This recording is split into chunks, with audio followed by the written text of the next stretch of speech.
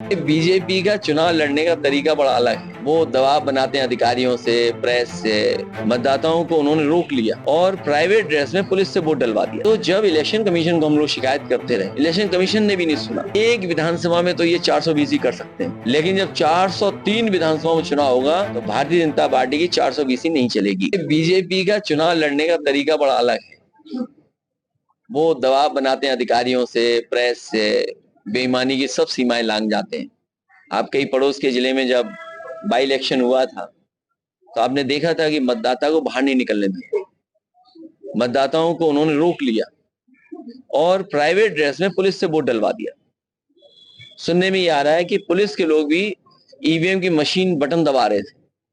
Presiding officer कौन होगा वो तय किया था उन्होंने, बीएलओ कौन होगा तय किया था, एसओ कौन होगा तय किया था। बीजेपी ने ये भी तय किया था कि प्राइवेट ड्रेस में कितने इंस्पेक्टर रहेंगे।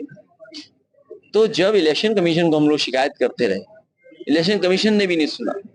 और आपने वो देखा होगा माँ बेटी किस तरीके से, अब महिलाएं जो पुलिस की रिवॉल्वर से नहीं डरी, वो इसी तरह उन्होंने अन्य चुनाव में किया।